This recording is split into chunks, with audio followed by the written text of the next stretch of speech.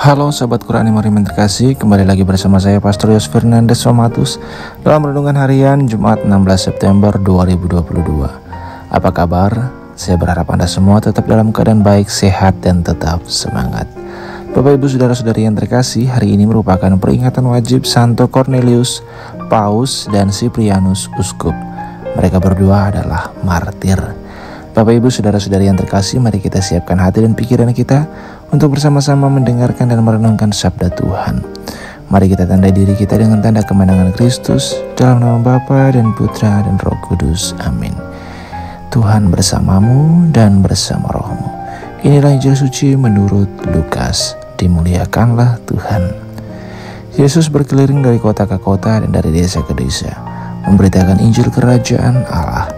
Ke-12 murid menyertai dia, dan juga beberapa wanita yang telah disembuhkannya dari roh-roh jahat, serta berbagai macam penyakit selalu menyertai dia. Para wanita itu ialah Maria yang disebut Magdalena, yang telah dibebaskan dari 7 setan, Yohana, istri Kuza, bendahara Herodes, Susana, dan banyak lagi yang lain. Wanita-wanita itu melayani seluruh rombongan dengan harta kekayaan mereka. Demikianlah sabda Tuhan. Terpujilah Kristus.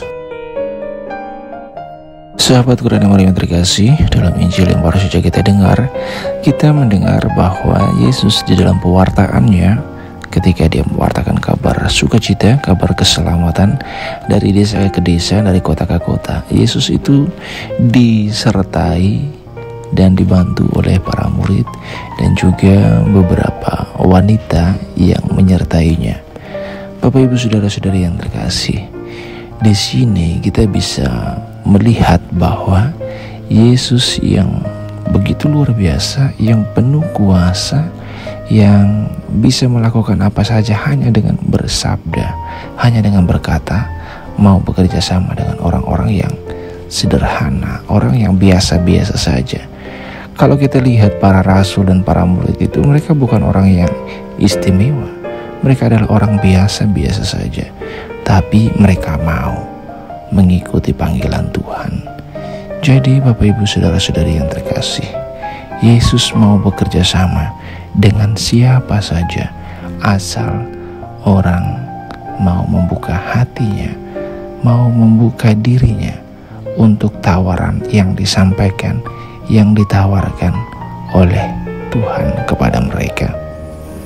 Bapak Ibu Saudara-saudari yang terkasih, dari hal tersebut kita diingatkan, kita diajak juga untuk mencontoh apa yang dibuat oleh Yesus.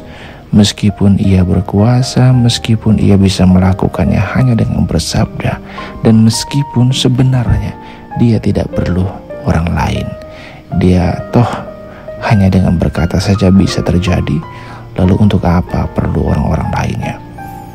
Tapi Yesus menunjukkan kerendahan hatinya. Yesus menunjukkan teladan kepada kita, bahwasanya di dalam kehidupan kita, kita perlu orang lain, kita butuh orang lain, kita perlu bekerja sama dengan orang lain dalam mewartakan, dalam menebarkan kebaikan. Bapak Ibu Saudara-saudari yang terkasih, semoga di dalam keseharian hidup kita mampu bekerja sama dengan orang-orang yang ada di sekitar kita. Lebih-lebih bekerja sama dengan mereka yang memiliki niat-niat baik, yang memiliki tujuan untuk menebarkan kebaikan sebanyak mungkin di tengah dunia ini. Bapak Ibu Saudara-saudari yang terkasih, mari kita bekerja sama, saling bahu-membahu untuk menyatakan, untuk menebarkan kebaikan, mewartakan kabar keselamatan dari Tuhan di tengah dunia ini melalui pekerjaan-pekerjaan, aktivitas-aktivitas keseharian hidup kita. Dan Bapak Ibu Saudara-saudari yang terkasih, di dalam Injil juga kita mendengar bahwa orang-orang yang ikut bersama dengan Yesus itu melakukan segala sesuatunya itu sesuai dengan apa yang mereka miliki. Kalau di Injil kita mendengar bahwa perempuan-perempuan yang menyertai Yesus, yang mengikuti Yesus dalam perjalanannya, membantu seluruh rombongan Yesus dengan uang mereka, dengan harta kekayaan mereka. Jadi di sini kita bisa mengambil sebuah poin yang mengingatkan kita bahwa kita juga perlu mendukung karya pelayanan, karya pewartaan dengan apa yang kita miliki. Kalau kita punya waktu, ya berikanlah waktu kita untuk membantu karya pewartaan, karya pelayanan dalam gereja. Kalau kita punya tenaga, berikanlah tenaga kita untuk mendukung karya pelayanan, karya pewartaan, karya perutusan, karya misioner. Kalau kita punya uang tapi tidak punya waktu, baiklah kita juga mendukung karya pelayanan, karya pewartaan dengan uang yang kita miliki. Intinya adalah berikanlah apa yang kita miliki untuk mendukung karya pelayanan, karya perutusan, karya misioner gereja. Apapun itu, sekecil apapun bantuan yang kita berikan akan sangat berarti bagi karya perutusan, karya pelayanan gereja. Bapak, Ibu, saudara-saudari yang terkasih, mari sekali lagi saya mengajak kita semua untuk lebih giat lagi dalam membangun kebersamaan, membentuk suatu kerjasama yang baik untuk menebarkan, untuk menyebarluaskan karya keselamatan yang datang dari Allah.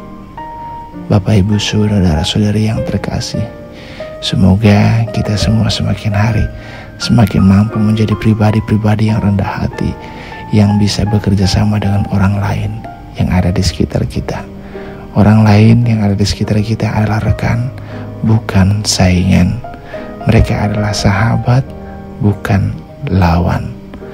Tuhan memberkati. Dalam nama Bapa, Putra, dan Roh Kudus. Amin.